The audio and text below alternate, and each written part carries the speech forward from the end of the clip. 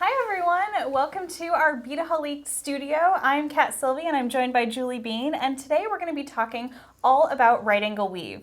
So we do these classes once a month and people have been begging us to do right angle weave, so we are finally getting around to doing it in a class, and this is going to be wonderful. Yep. It is February, so it's a great time to renew those New Year's resolutions that you may have wanted to do some more crafting, so we are here for you. Yes, and we love right angle weave. It's so versatile. It's a wonderful stitch. It is, and it's a pretty good intro stitch if you are wanting to get into bead weaving. You've never done it before. It works up really quickly.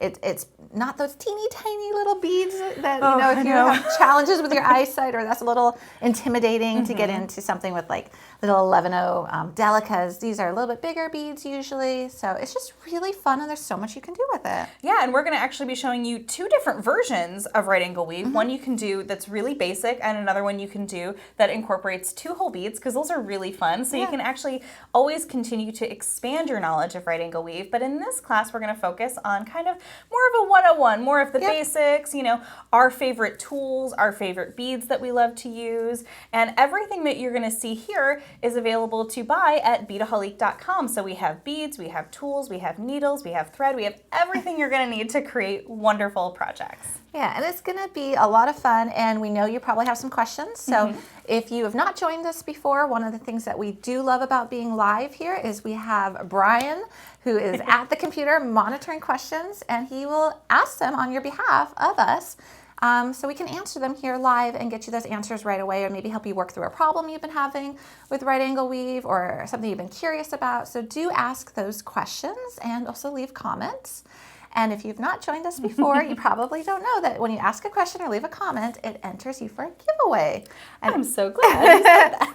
And every live class we do a giveaway. So here's our giveaway for this class. So to get you guys fully started and ready to go, we're giving you one of our right angle weave kits. Now this does involve those 2 whole beads, so this is going to be more advanced. But what we are also doing, and you can see the finished example here of that kit. It's a beautiful little kit there. And the other thing that we're giving you is we're giving you some of the Czech fire polish. These are 4mm beads. It's a beautiful mix. So we're giving you a few different strands there. We're going to give you some seed beads and a clasp, because you're going to be able to follow our tutorial and make this entire bracelet. And one of the other tools that you're going to need is you're going to need some way to clip off that thread. So we are giving you guys a thread zap tool. This is really, really fun. It's a wonderful, we have several in our space there because we each have one on our desk. But this giveaway could be yours, and all you need to do to enter is just leave a comment during our live feed, and we will announce the winner at the very end of our live class. So stay tuned, and hopefully you'll hear your name. But if you don't have a question, that's okay. Just say hi. That still enters you. Let us know where you're tuning in from. Let us know if you've tried right angle weave before or what your favorite bead is, and just let us know in the comments, and that enters you to win. So why don't we look at some of the variety of projects you can create with right angle weave, because they all look different, and there's, like Kat was saying earlier, there's so much you can do with it. So if we want to just start with kind of like the basic, which is what I'm going to be showing here in just a few minutes how to actually do. But here is a really simple basic right angle weave bracelet, and Kat was able to make this really fun diagonal stripe pattern, and she didn't actually change her technique at all. This is still right angle weave with little 4 bead clusters, which is what I'm going to be showing you. It just was a matter of which beads she picked up when to create that diagonal stripe. And now you can create regular horizontal stripes. You can do a lot with this. And then if you want to embellish it just a little bit, you see this bracelet here, which is what we're going to give you the supplies with the giveaway for. She just added a little seed bead. And again, she actually did not change her technique at all. She just added a little seed bead between it and made sure she consistently did that. And then if we move over to here, we see we've got some 2-hole right angle weave. Now, believe it or not, this is still right angle weave. Yep. And so, Kat, if you want to talk a little bit about this, because this is going to be what you're going to be teaching. Yeah, so I'm going to demonstrate how you can use the SuperDuos here, which are these pink beads that you can see in conjunction with seed beads, and these are round beads. Now, you can see on my example over here, I used the fire polish beads just to give a little bit more facet, but it's the exact same technique, but you can just see how different this really looks. But this is still right angle weave, and it's still just as easy, I find. So I'm going to show you guys how easy that is. So that's a great little thing to use with 2 whole beads. Yeah, and then if we continue on, you see over here, it's actually been embellished. Now this is actually just the same right angle weave I'm going to be teaching you on the back side, and that created a foundation that you could then embellish, and those are little rose montes. And you can see the little rose montes here. And this is a great example. So it has a nice little crystal on the front, and on the back it has a little crosshatch pattern. So you can actually drive your needle through there going either way and attach it, as you can see here, right on top of the right angle weave. So just again, there's so much to do with it, with just learning the basic foundation, and then you can embellish it. And speaking of embellishing even further, you can do cubic right angle weave. Now I'm not going to be teaching this in this class. It's a little bit more advanced, but we do have video tutorials showing you how to do it. Now cubic right angle weave will allow you to create sort of dimensional pieces here. And this is a great little example I did in a video, and I actually did the white with the black thread there, so you could see that beautiful thread path. But of course you wouldn't see that if you wanted to use crystal, as in my example here that I made a little necklace. And we can see that we have the crystalettes, which are very similar to the rose montes that I embellished this cubic right angle weave necklace. So this is sort of to the next level, but I just wanted to bring this out here and show you guys what's possible once you learn the basic right angle weave technique. Yeah. So it's fun to see the variety, and I actually want to also hold up this right angle weave piece right here, which is using Czech 4mm fire polish against your 4mm crystal bicones. Yeah, so these are Swarovski crystal bicones, and you can just see how much tighter the weave looks, but it's the same size bead here that we're seeing. It's just because the bicones have a little pointed edge to them, they kind of come together and sit really nicely and nice and tight as that cluster of 4. Now, we get a question a lot here at Beadaholique if you can do a stitch with a different size bead, and the reason I wanted to bring this out is I'm going to show you that these bicones are 4mm, and these ones over here are 6, but you can just see the massive size difference of these two pieces here. Side by side, it is the same. It is 4 rows across, but just the massive difference that 2mm per bead will actually give you. So I just wanted to bring that out to show you, because we do get that question of a lot of, oh, can I just do it with 6mm beads? You absolutely can. It is going to be very large, but you can do it. Yeah, and that reminds me, I know I crochet a bit, and you know, they always say like when you're starting a crochet pattern, you know, you do like a little sample swatch, and that's what that reminds me of, is you sometimes, before you start a project, you make like a little sample swatch to see what your scale is going to be. Yeah, we do that. We do that a lot with bead weaving, especially. But you know, kumihimo. But this is a great little thing. This will sit on my desk, you know, just as that frame of reference. Yeah. And it's a good thing to kind of pull out, you know, because you can also see in my example here that I did with the cubic right angle weave, it's 4mm versus 2mm, and it is a massive difference in the beads. And it's so funny because I think it's hard to conceptualize that. It really is. Yeah. Until you work it up. Like I didn't even know that it was going to be that big. I was like, oh my gosh, this is getting really big. Okay, so sample swatches are good. Yes, sample swatches, good. Very, very good. All right, so we're going to talk, you know, as we go through the class, we're going to probably show some more examples here, and we're going to talk about more tools. But let's go ahead and dive in to the basic right angle weave. Okay, Julie, take it away. All right, so this is the basic, right, like Kat said, the basic right angle weave, and this is one that you can then embellish with seed beads. You can do a top stitch on top of a lot you can do, but this is a foundation row, or it could be the whole bracelet, just as Kat's bracelet example right here. So you're going to thread on some thread on a needle. Now I am going to be using FireLine. We like to use FireLine for this. It's one of our favorites, I would say. Absolutely. And this is a 6-pound weight. Now it does also come in a 4-pound, which is going to be thinner, and it comes in an 8-pound, which is going to be thicker. And you're going to choose your thread weight for a lot of different things. One is the thicker the thread, so like an 8-pound, it's going to be a little stiffer. Also, if you have a project that you're going to do, like say this one here, I'm going to pull out this example. So this here has that basic row on the back, but it's been top stitched and a lot's been done to it. If you think you're going to do a lot of embellishing, I would go with a thinner thread like the 4-pound, because think of all the different passes you're going to have to do going through those beads time and again. So you want to make sure there's room within the bead. So that's just how you're going to pick your thread. I am just using a standard beading needle here. This is what I'm using, and it's a size 12. That works well for me. And I've just got that thread on here. So I'm going to pull out some beads, which hopefully will show up pretty good here on camera. It's got these pink ones, and then I'm actually going to step up to some white ones. So here's the little sample swatch I already made ahead of time, and this is what I'm going to be showing you how to do. So you're going to start by making a cluster of 4 beads. So we're just going to pick it up on our needle, whoops, or let it slip right off. 1, 2, 3, 4. And you see that they're just on the needle. We're going to slide them down our thread. And we want to leave a tail of a good 8 inches or so because you want to be able to weave your tail in at the very end.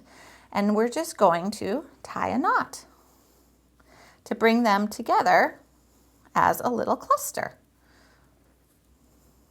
And this is in place of using a stopper bead. Some people do use stopper beads, but I feel like for right angle weave, Kat and I were discussing this before the class, this works really well. It's nice, it's secure, you already have a knot in place and you don't have to remove anything. Yeah.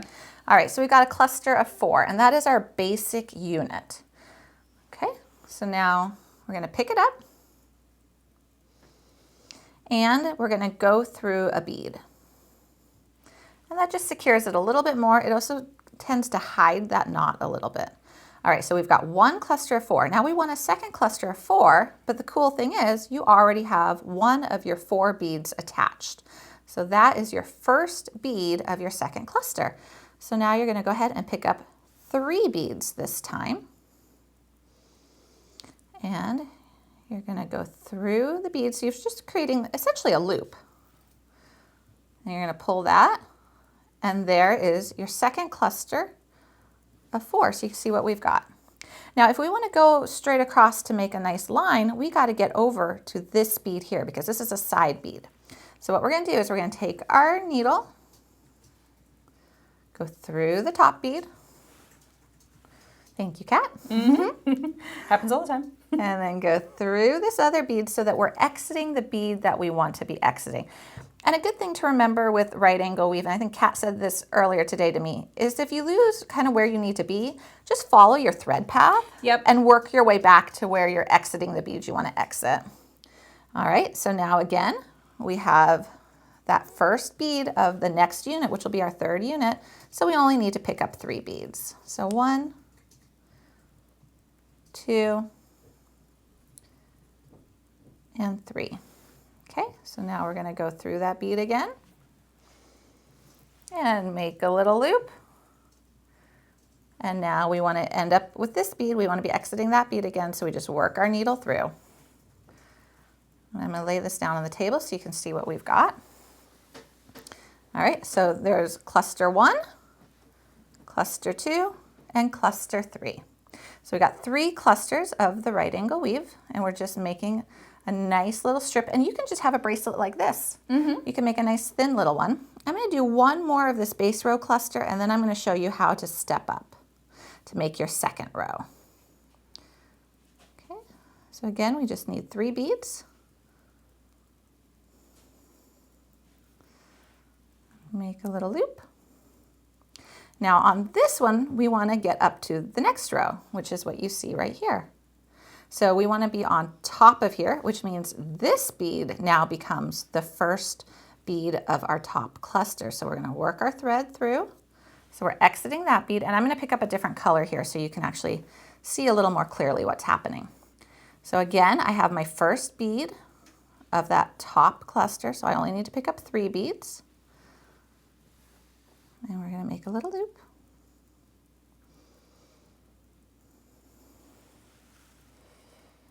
And there we go. And if you wanted to do a different pattern like Kat did with her stripe, you just pick up your beads accordingly. You don't actually have to change.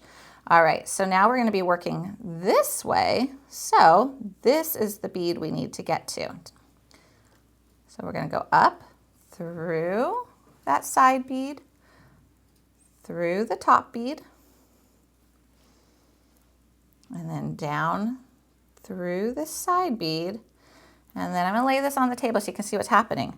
We actually not only have 1 bead of this next cluster, but we have 2 because we're going to attach it to this top bead here. So we're going to take our needle and we're just going to go through that top bead, and we've now got 2 beads for this next cluster. So we only need to pick up 2. So 1 and 2. Again, make that loop so everything's nice and attached. And now we're going to go through this. It's a bottom bead of this cluster, but it was the top bead of the last one. And then from here, we're actually going to go up through this side bead. Again, you're always just working on positioning your needle where it needs to be. Okay, again, we've got 1, 2 beads. We need 2 more. 1, 2. Go through. You've got your next cluster. And now you're just going to work your needle so it's where it needs to be exiting, so which is all the way around here. And again, this is a good reminder of keep in mind which thread weight you want, of how many passes you're going to be doing, because you are going through these beads a couple times as is. So if you are going to do any top stitching or embellishing, you're going to probably want to go with that 4 pound. Yeah, because you are probably putting at least 3 or 4 thread passes through there. Okay, and this is going to be our last one for this row. So again, we just need 2.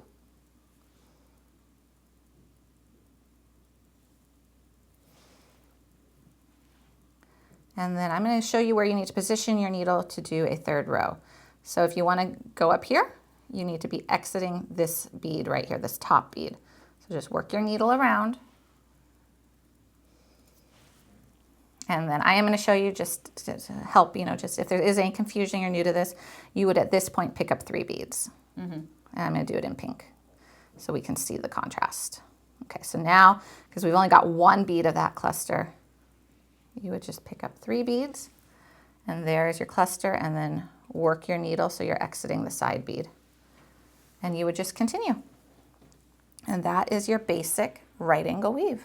There's something so elegant about the way it comes together, and it really is, as long as you keep moving in that right angle and just following your thread path, it's very simple. It is. It's very satisfying in terms of, it's very geometric, it's very kind of easy to understand, and the way you explained it is beautiful. Oh, so. well, thank you. Thanks. Yeah, and it's fun. It's really, it is just, it's soothing, because it's just going in almost like a circular motion. Absolutely. So, so definitely that is your foundation, and you can do so much on top of it.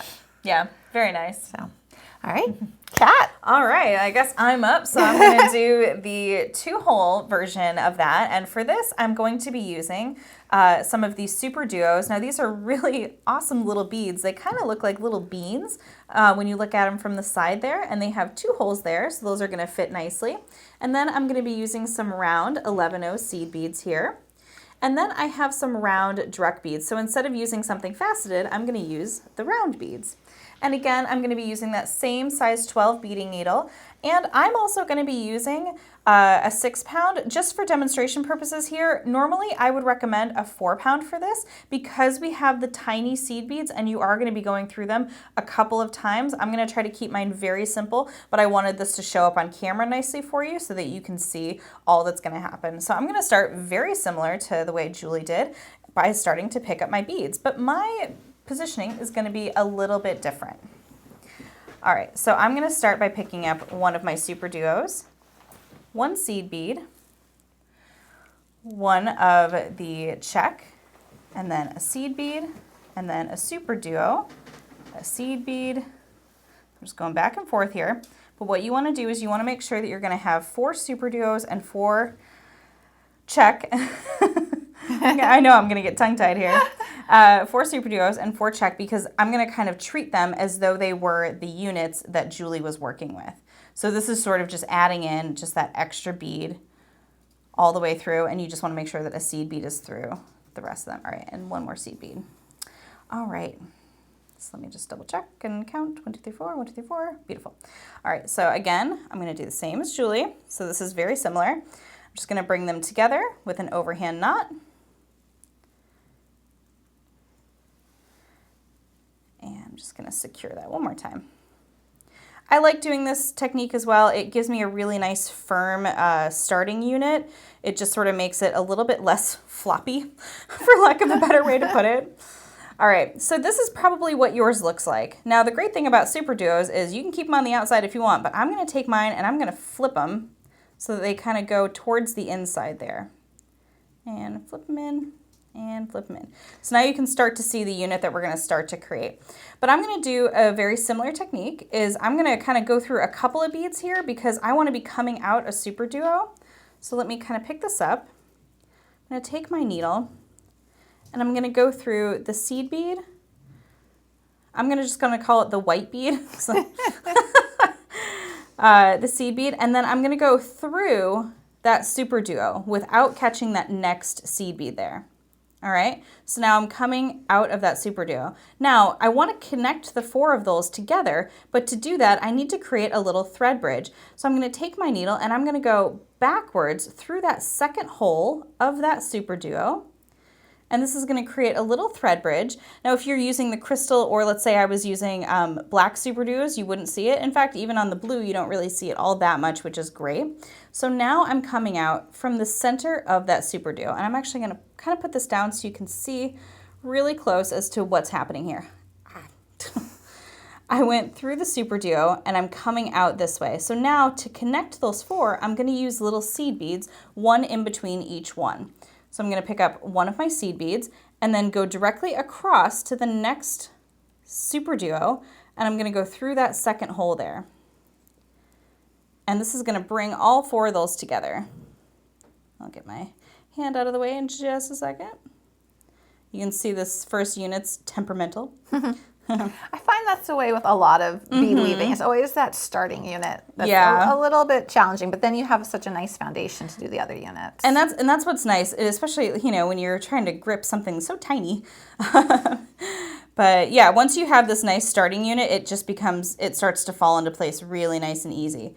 So all I'm doing is I'm picking up a seed bead and I'm going through the next hole of the next SuperDuo. There we go. Picking up one more, and now I'm coming back and I'm just going to go through that same SuperDuo I started with.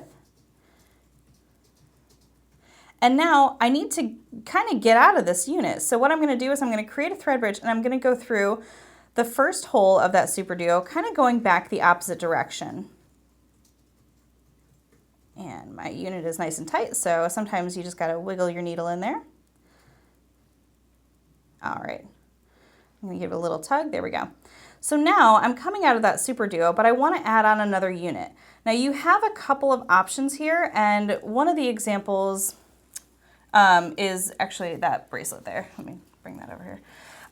So I'll show you guys kind of on this example. So you can see that on Julie's piece here, sorry, the best way to explain is side by side. I know. Visuals are great. Visuals are good. That's why we're here. So what you can see here is if you look at the units that Julie did, they're going side to side and up and down here. But if you look at my units here, what you're seeing is it's actually diagonal. So those Czech fire polish beads are kind of creating a side to side cross hatch pattern.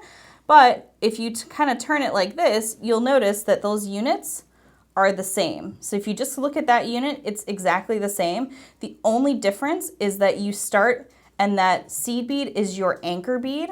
So there's 2 different ways to kind of do this type of thing. So what I'm going to teach you here is to use that white bead as that anchor bead, as in my example here. I'm going to show you that. But you can also turn it to the side and use the SuperDuo as your anchor bead. So I know this is getting a little bit more complicated, but it just goes to show you that just by turning it around, you can actually do the exact same stitch. It just depends on which bead you want to come out of. All right. Yeah, and I would give a little tip is if you are brand new to right angle weave, do a little, even if you're not going to make a bracelet, do a little swatch of standard right angle weave first. Absolutely. Just to get used to kind of the flow and the technique, and then go on to the, so it's kind of like, we love Kumihimo here at Beadaholique. You start with the basic 8-warp braid without beads. Yes. You learn the technique and then you embellish with beads. So it's always a good idea to, you know, if this is completely new to you, it will make more sense and it'll flow easier if you start with the basic. And we do have videos showing you how to do the full basic and how to do this version as well. So it'll walk you through nice and slow. In the class, I just want to just kind of show you some of the options that you can do, because sometimes we don't get a chance to really talk through all of that in our videos. All right, so now we're coming out that SuperDuo. I'm going to go through one seed bead, and I'm also going to go through my white bead here and make sure to not catch that second seed bead. All right, so now we want to add on another unit here, And the next unit, I need to start with a seed bead because I already have that white bead. Now, in Julie's example, she uses this as her anchor bead and then she added 3 more. Well, I need to add 3 more of the whole unit here. So for me, that's going to mean a seed bead, a SuperDuo, a seed bead, a Czech, a seed bead, a SuperDuo. I'm going to slide that down. Seed bead, round, seed bead, SuperDuo, seed bead, round, seed bead, and SuperDuo. So you can see that I have this happening here. And don't forget to add that 1 extra seed bead because we're completing that whole unit. But the thing is you're only needing 3 of the white beads, but you still need 4 of the SuperDuos. So if you're ever kind of confused or before you kind of commit to it, just hold your thread up there and go, oh, does that look right? Do I have all the beads in their rightful place? And if you do, go ahead and go through that white bead there. This is, again, that anchor bead that we're coming out of. And this is going to pull that unit together, just like so. And now we need to get to another SuperDuo. So I'm going to go through that seed bead there, pull that snug, and I'm going to go through the bottom hole of that SuperDuo. And this is where I'm going to create that little thread bridge and just kind of flipping that over. So I'm going back the other way. And then we just can kind of turn our little SuperDuos in there and add those seed beads to create that second little round. And I can tell it's already easier to do that second one because you have the first one to hold on to. Exactly. It's not kind of flopping around in my hand. There we go. And flip that guy in.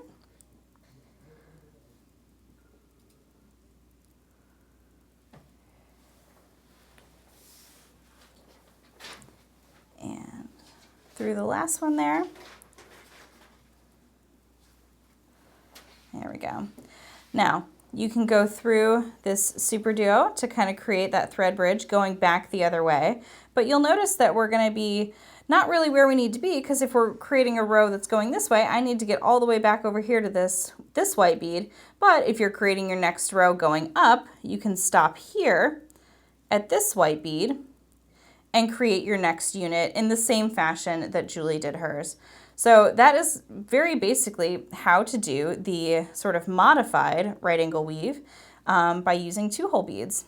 So there you go. And like you mentioned, there's so many 2-hole beads out there. You don't have to necessarily use the SuperDuos. Yeah. You can use, whatever 2-hole beads you want. And it's kind of like a puzzle, like, how are you going to want to lay them out? How are you going to want to work the side beads? Well, and I want to draw your attention down here. So we use SuperDuos a lot, but we actually have these SuperDuo duets. And what's really cool is if you look at a side of one of these, they're sort of half coated on one side. So you can get one color on one side and one color on the other side. So you can create really cool geometric designs and sort of like an eye illusion trick happening there, which is actually really fun. So those are fun to play with too, because then you can kind of just see how it develops and see how your right angle weave goes. Yeah, so very, very fun. If you're just joining us, we've done our right angle weave. We've done our modified right angle weave here with our 2-hole beads. But I just want to show you, this is the example that I was showing earlier. And this is, it looks like it's a little bit different, but it's very, very much the same. And you can see it side by side there. But these are both right angle weave. One is just a little turn to the side. Yeah. And it's just great. And this one just has a little bit of extra metallic element there with those seed beads. So yeah, very fun. Cool. And I think this might be a good time for people who are just joining us to review the giveaway because you're going to get the ingredients you need to make this bracelet in the giveaway today. Yeah, so you're going to be able to make that bracelet from start to finish, and you'll also be able to make this bracelet. And this is one of our Beadaholique kits. Now, we sell all of our kits at beadaholique.com, and this is a great introduction. For all of our kits, we have a full tutorial video walking you through, threading your needle to finishing off the clasp and everything in between. And it comes with a beautiful box and printed instructions as well. So if you guys are interested in the kits, but all you need to do is leave a comment to win this one here, and you'll win all the ingredients and a wonderful thread zap to help you with all of your bead weaving projects. So get those comments in. I think we're going to be announcing a winner actually in probably just a few minutes. Yeah. So definitely get those comments in, and we can't wait to see who wins and be able to send that to someone to play with. Yes. Right. So one of the other things that I wanted to talk about is some of the tools that, It's a great idea. we haven't gone over quite yet. So we talked a little bit about FireLine and the thread that you're going to want to use. Either it's 4, 6, or 8. Most common is probably 4 or 6. Yep. But we also have a couple of options when it comes to tying off your thread. So I like using these little guys. These are my little snips. They have these nice little scissors, and you can get in really nice and close to snip off your thread. So this is a great little tool to have. We also have these wonderful scissors from Tulip Beading. And if Julie wants to grab those, yeah, they're really, really nice. Again, they have that nice little sharp point, so you can get in really nice and close to your bead weaving and snip off your tails. And these are my go-to ones. I love these guys. And then they're so pretty. have the thread zap. Now this is your favorite. This is one of my favorites. Yeah, here, I'll use it. All right, so it has this little guide because you push up this button, and the tip, while you have it in the up position there, it's actually heating up. So you don't want to touch that. But what this does is this is a little thread zap, so that when you come in, and I'll just kind of show on the edge of my thread, you'd usually do this much closer to the beads, it just kind of zaps off your thread. Here, I'll do it again. And zap. So fun. Yep, so it just kind of heats it up, and you can see, I don't know if you can see this on camera actually, but it forms a nice little teensy tiny little ball at the end, and what that does with the FireLine is it just kind of seals it. So imagine that's close to your knot is not going to pull through there. It's going to be really nice and sealed. So it's a great option. Also, I love using this one. It just makes it so nice and easy. So this is very similar to the thread zap here. Again, this one is the same. You just kind of hold that button, and this one has just a removable top. And then it has that same little tip there, and you just zap off the thread. So you can kind of see that happen in the little photo right there. But this is a great tool for any bead weaving project. Anything that you might use FireLine for, it's wonderful. And now I want to show you some clasp options because you've made your beautiful beadwork, and now, well, you got to be able to wear it. So I'm going to pull over some of our examples here because I do want to show you different clasp options. And you have a lot of different ways you can finish them too. So these are little tube clasps. I'm going to pull them over here. So, and they're different sizes, and you can see that your loops can go in different orientations. So many choices. And what's fun about these examples is they all seem to have finished it a little bit different. So you see that seed beads are a pretty common way of finishing it off to the actual clasp here. And you can just basically, again, work your needle to where it needs to be and add your seed beads so you can go through the loops, whether they are going this way, so to the side, or if they are flat and facing you. So different options there. And what you're going to want to do is you're going to want to line up your beadwork with a potential clasp to kind of see where the loops are going to fall. And on the example over there, I did show this in a video. I showed how to taper right angle weave so that if you're not using seed beads, you need to have a way to attach it there. So I actually just used an extra little unit there, and the 4mm bead fit perfectly in between those two loops. Which is awesome. Which I was very happy to discover that. So tube clasps are great, and then there's also other options too. So here, if you don't want any metal components, this is actually just basically a little button and loop. So the loop was created with the same beads from the bracelet design, and then just a nice 8mm Czech fire polish. So that's a nice way of being able to finish it. So again, this tapered a little bit on this end, and then we just did a little button and loop. And then we have another option of a magnetic clasp. We love our magnetic clasps. Oh, yes, we do. This has a very nice, sleek look to it. They're just going to hang out together. Yeah, they do that. And they come in different finishes, so you'll be able to match it. But they kind of just disappear into the design. That's what I like about them. They're really nice and teensy tiny, so your beadwork is front and center. Yeah, and then over here in this example, we even have a toggle. And that was that example where it's just one strip of right angle weave, so you can just see how slim that really can be. Yeah. So what we're not really seeing here too much are jump rings. It's usually just stitched in place, whether you are using seed beads or whether you're using your Czech fire polish or whatever beads you're using. But a lot of different options for clasps. And we do have the tutorials on these bracelets as well as videos showing you how to attach different clasps to right angle weave. You could do a jump ring, but if you did want to do a jump ring, I would say to do a closed jump ring and then attach an open jump ring to it. Because if you sew on an open jump ring, it's very likely that that will eventually, the thread will slip through the opening. If you look how thin your thread is, and this is a 6 pound, you wouldn't want an open jump ring attached to that. So that's a really good point. Yeah. So if you did want to do something where you wanted to do like a chain extender to the end of it or something, sew on a closed jump ring and then attach it to that. Yeah. Great tip. Yeah. All right, let's look at our giveaway one more time, and then we're going to announce a winner for it. So this is your last chance to enter the giveaway here, and we will be calling a winner here in just 2-3 minutes. So yeah, let us know what your favorite thing to do with right angle weave is. Also, if you guys are interested, and you can head over and join us on Facebook.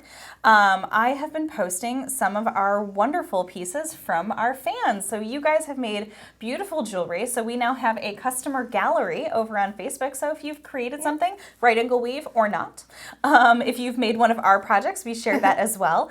But just let us know and just send us a little photo and maybe what inspired you. And we love to share that with everyone. And you guys have created a beautiful community for us over on Facebook, so be sure to join us there. Yeah, we love that. And again, if you saw anything here that you want to learn more about, maybe you want to learn the sizes of, maybe you want to dive a little bit deeper into what it is, head over to Beadaholique.com. We are an online bead store. We have thousands of items for sale. So many. And that's what we pull all of this from. So when you look at these live classes and you're like, where do I find that? Because that's actually a question we get. We do have people saying, well, where can I purchase that? Head over to Beadaholique.com. We have everything available for you. And we have a great customer service team. So if you guys have questions about, oh, is this going to fit with that? Or I'm not quite sure where to start, you know, reach out to them and they are there for you. And they very often ask questions of us. So we are here to guide you as well. We want you guys to have a wonderful beading and crafting experience. So that is why we're here. So you might not realize it, but you are often talking to us sometimes when you have a little bit more complicated beading question that we're like, we'll test that out. We often do that. Oh yeah, and you know, we get great great video ideas from you guys and everything. So keep commenting. We love hearing from you. Absolutely. Oh my gosh, the inspirations that we get from questions. It's like, oh, that would be really cool. How do we do that? I know, and I'm like, ooh, I got the video. Me first. So we love you guys. Thank you for joining us, and let's announce a winner. All right. All right. So Brian, okay. So the winner is, sorry, I'm trying to see around the camera, Tamisha Harris. So congratulations, Tamisha. You have won this giveaway. We hope you have so much fun with it.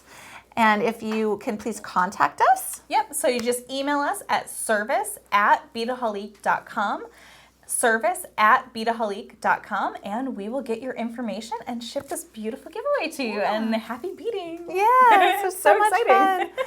All right, thank you everyone for joining us. We hope you learned a lot. If you have more questions, keep posting them. We will be checking after the fact so we can continue to answer those questions because we definitely want to help you on your beading journey. Yes, so thanks so much for joining us, guys, and we will see you back here very soon. Have a great weekend, everyone. All right, bye-bye.